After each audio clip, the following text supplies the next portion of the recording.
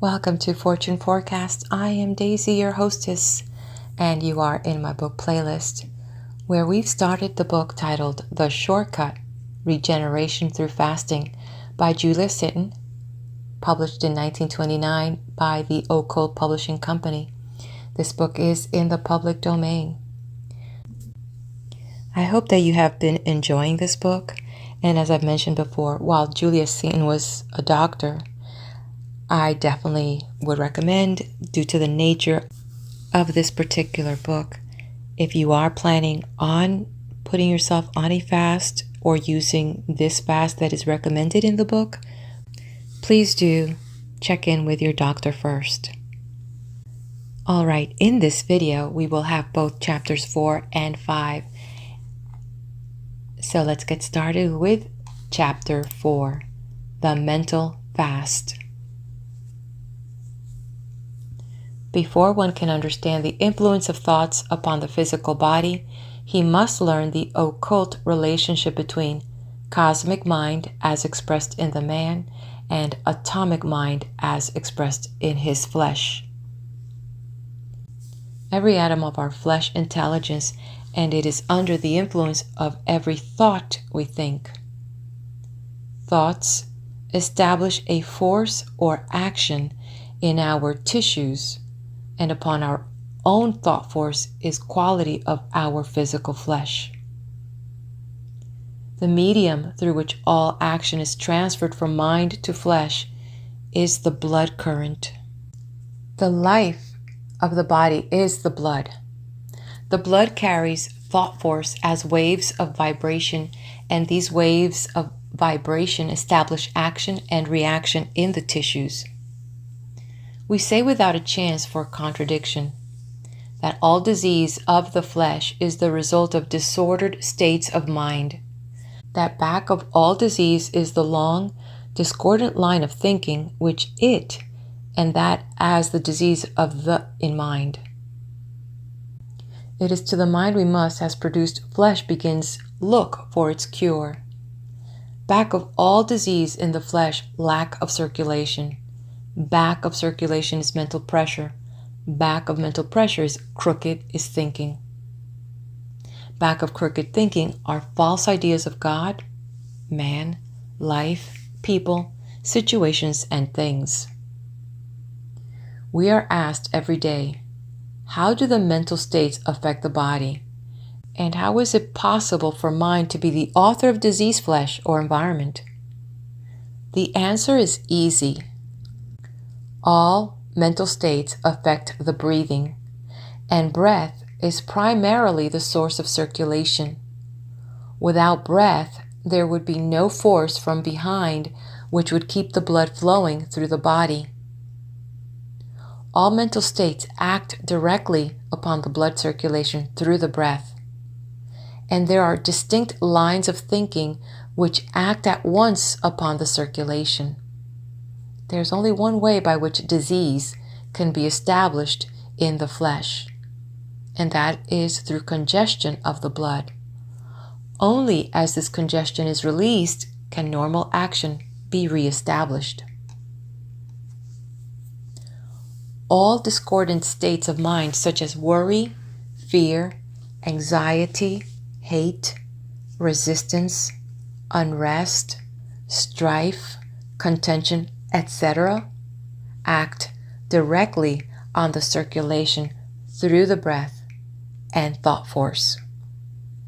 It is impossible to find a normal breath where there is fear or any of these states of mind. The mental state prevents the blood from circulating normally. Some organ is congested and pain results. Think of the fine mechanism of the brain like the works of a finest watch.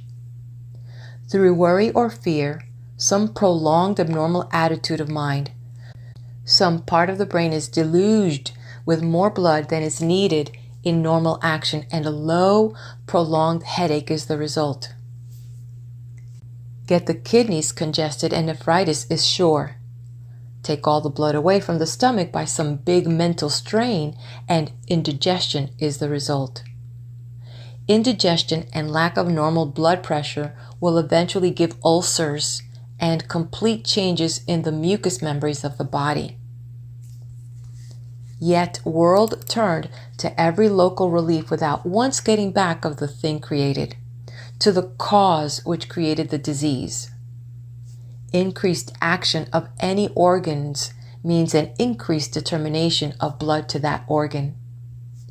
And increased determination of blood to any organ means increased action of the old that organ. Hence, we have a vicious circle established, which at first causes functional disturbances and later anatomical change. Then we cut the organ out in the old way, letting the patient go on in his error until he gorges some other organ and his last state is worse than his first, when he is finally reduced to that hopeless situation, a confirmed invalid, although all the processes of regeneration are lying latent within himself. Back of the disease body is the blood. Back of the blood is interrupted blood pressure. Back of this is the mental pressure persistently establishing and reestablishing its own destruction. Fasting quickly and permanently changes the circulation. It allows the blood current to release first, even before the patient begins consciously to direct it. Then, when steadfastly to the mental law of his fast, he has a new power and can determine his own circulation. A man is as old as his arteries, has been well said, and hardening of the arteries is the result of congestion of the blood vessels with deposits of dead food cells in the arterial walls. Through fasting, all this deposit is carried away, and through understanding, it is not allowed to form. The one who takes his body along with him from the beginning will have no reconstruction process to follow, but his life cells will keep constantly up to their original plan. Nature is a great restorer. Mental exclusion. The mental fast to cast out of the mind, while fasting, any thought that links us with anything that we do not want. We learn never to let a thought escape that does not link us with joy, peace, rest, happiness, harmony, and success. There is a whole world of joy thoughts and joy words. We learn to think the perfect thought, to speak the perfect language. We are destroying our old cell consciousness now and building a new food body. The intelligence of this new body will become our benefactor as the years go on. So we refrain from thinking or speaking a thought that would give the food cells the intelligence of weakness. We want health, wealth, happiness, freedom, love, and usefulness. And since this is so, it is folly to stamp upon the mind of the new body anything less than our heart's best desires. While we fast, we set the mental task for self of thinking about the things for which we are fasting. We refuse to think of anything else.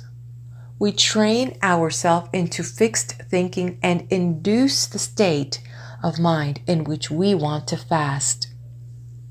We know that when thinking has passed into a fixed form, we are able to stamp the atomic mind of the intelligence of our body and environment.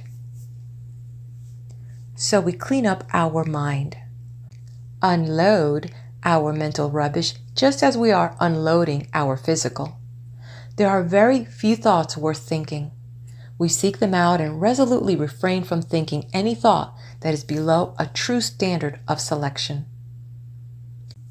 We lift ourselves away from our old miasma-laden thought swamp unto the hilltops of inspired thinking, and here we persistently dwell. What is it that we want more than we want to eat? We take this desire or desires firmly into our mind, and when our flesh tempts us, or the old call of the mind would drag us back to memory, we go again in thought to the new, the whole, the true. We may want to eat. The hunger of our body may overpower us, or the old habit of memory creep upon us, but we are alive with a new awareness. And while we do want to eat, think the old destructive thoughts, we want 1,000 times more than all else the new freedom of the body, mind, and spirit, and the possession of the dear desires of our soul. So we turn away and walk on, pledged over and over to the higher law of conquest in all and through all.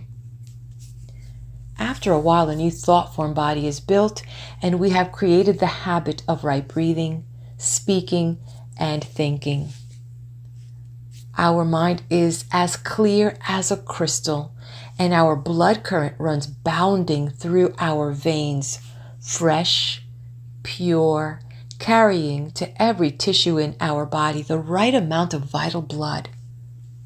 Our flesh is renewed through the renewing of our mind. We find that the things we sought are seeking us, and that through fasting, we have made ourselves a higher magnet to attract to us from out of the universal the things we so desired. We have tuned up the fine, strong instruments of our being to chord with our dear hope, and suddenly, without strain or effort, we are face to face with our own. Then, standing with this freedom as a spiritual springboard, we leap again into conscious mastery over a still finer law of being, and we begin the dominion of our emotional self. Subjecting feeling into a finer force, we mingle it with the stream of higher thought force and pour a new inspiration into life. Mental technique. The instructions for mental fasting are all summed up in a few words. Change your mind.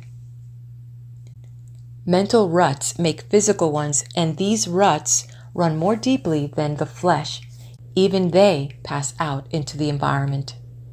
The flesh is the first form, the environment the second, and the mental picture is the molding of both. There is nothing in all the world but thinking makes it so. Hence, all one needs to do is to set a watch on his thought world and clean up his mental house, throwing away the thoughts that have destroyed him in the past and which will destroy him again. Until the mental plate is changed, the body and environment will reprint the old pictures, no matter how often we fast, for there is always an insulation of cells from which the new cells build, and these will keep the old registrations if they're not changed by new mentation. The cell intelligence is extended through cell continuity and cell contiguity, and the cells are changed every month to the marrow of the bones. In fasting, the new cell must be charged with the new intelligence, or it can only repeat the old law. Concentration first, last, and all the time is the slogan for the faster. I am the divine thinker of my own thoughts. And these thoughts must be swung around the vision of the things or thing which you want more than you want to eat. For what are you fasting? Know beyond all doubt, build every thought to run in direct power to this thing, and from an unfaltering thought world, build the perfect mental picture of your heart's desire. What shall a man give in exchange for his soul? Ask this question of yourself, and then answer it by giving steadfast allegiance to the thought, words, and vision of that desire. There can be no changing base for the consciousness that wants to outstrip the old limiting things of our flesh and our material world. It takes some mental force to displace a hovel, a weak flesh body, a broken heart, or a long line of saturated failure atmosphere. Think. Think of the thing you desire. Think of the way you desire it. Think of the time you want it. Think of how, when, and where. Take out from your mind the thought that does not make you a new, strong, altogether lovely creature, then passing all these things into a perfect vision. Fast on and turn the attention to your emotions. Summary for mental image. Think the perfect thoughts. Speak the perfect language. See the perfect vision. Know only the all good. Believe that the great creative spark is burning brightly within you, reducing all the old things to ashes, making way for the new. End of chapter 4. We'll turn the page, stay right here, as we move on to chapter 5. The emotional fast. There are two sides to the emotional fast, and each faster must determine for himself on just which side is his particular need. There are those who need the fast for emotional discipline, and still others who need it for complete and perfect self-expression. There are many who may have never in their lives done the things which they really wanted to do. They have shut out all sentiment, all softness, all sweetness, never loafed with their souls.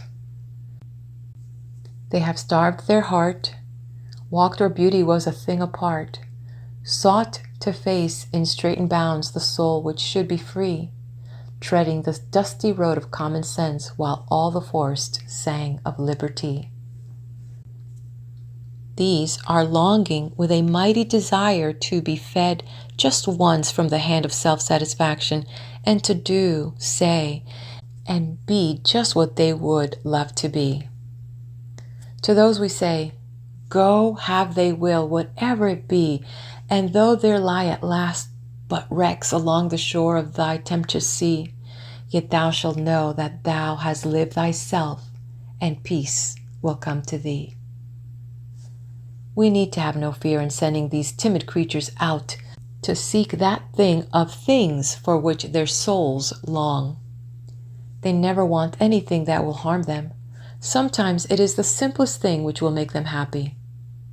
Their innate timidity, which has kept them repressed all their lives, has at the same time kept them from developing their biggest selfhood. They need a larger fling into experience, and fasting opens the door to larger opportunities. What they call liberty will be to the really free people simply a smaller form of bondage.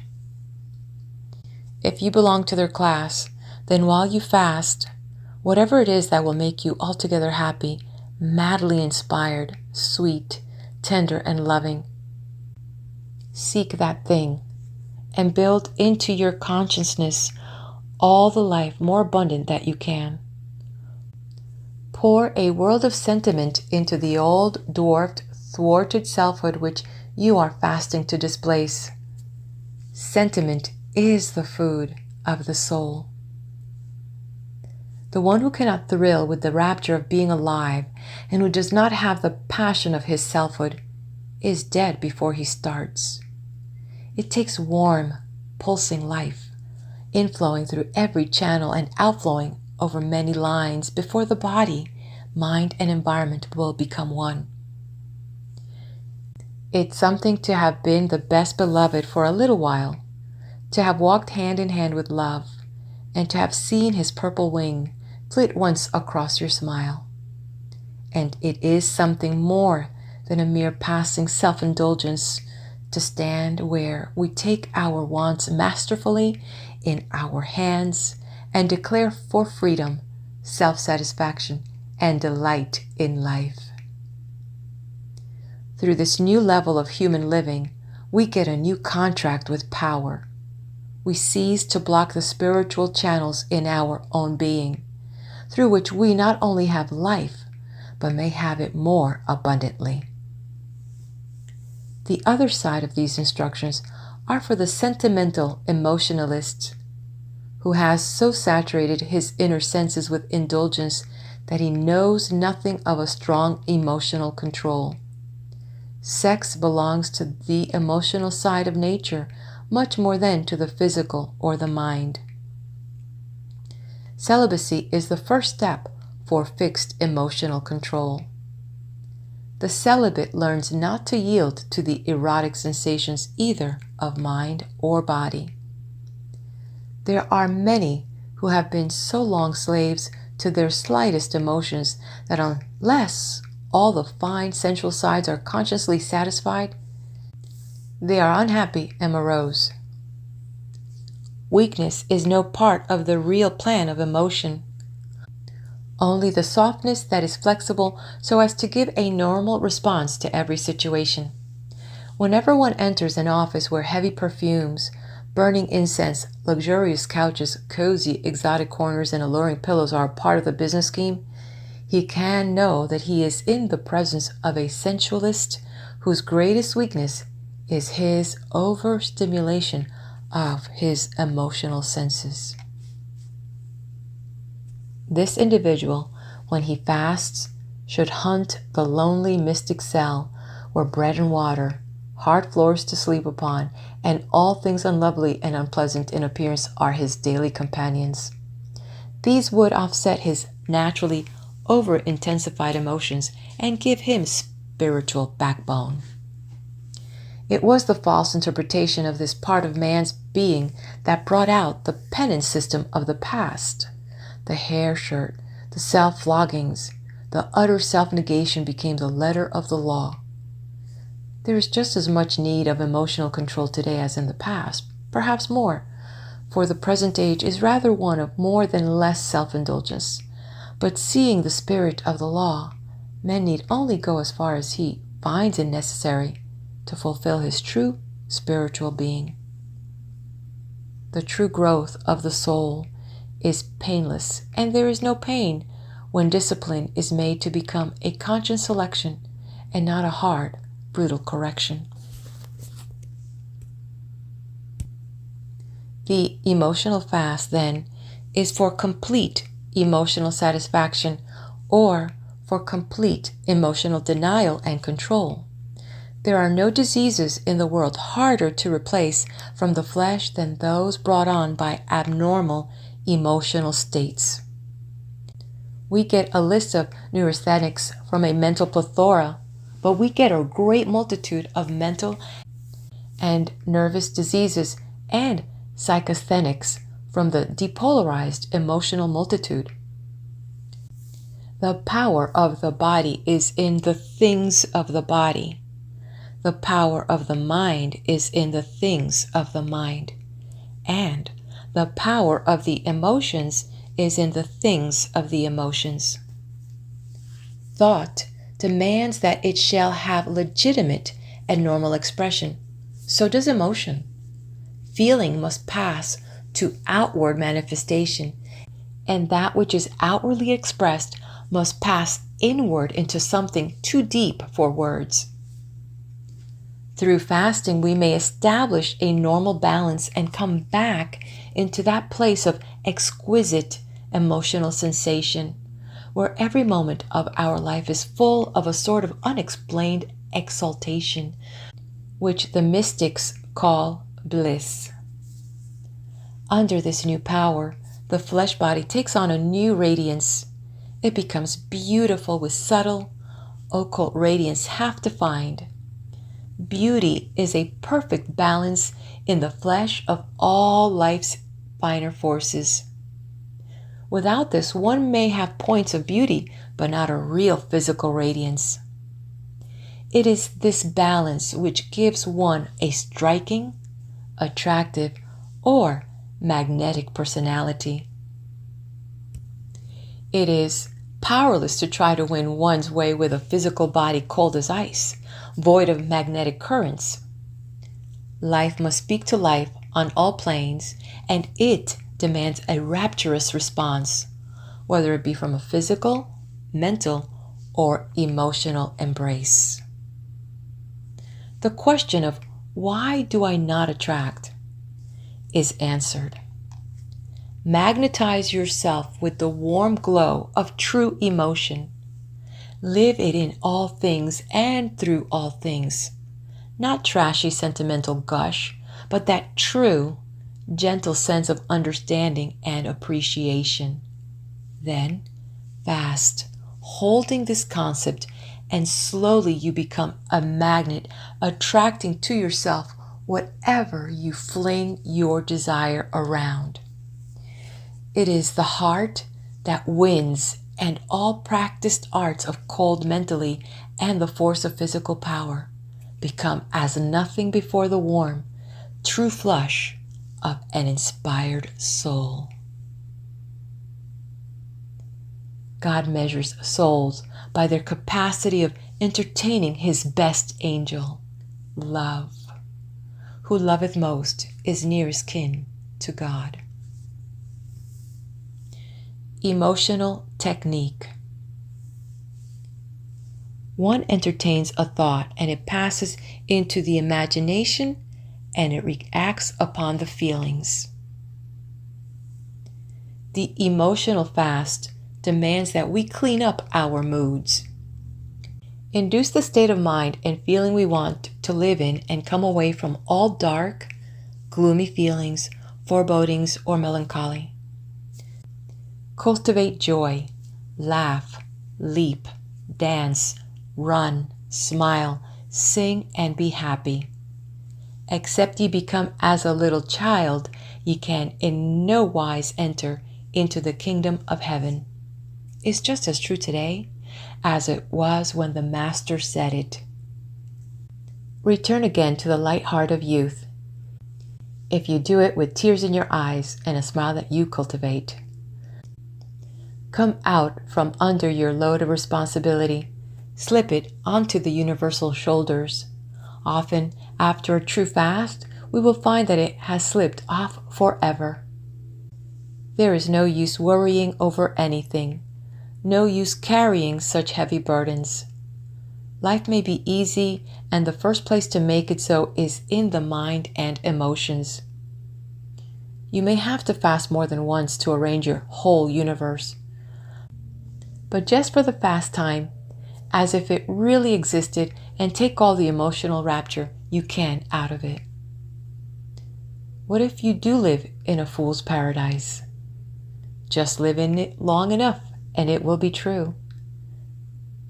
The land of make-believe is the only real world anyway, and whenever we are superhuman enough in the face of apparently overwhelming conditions to idealize the real, we must come by the very law of ideality itself to realize the ideal.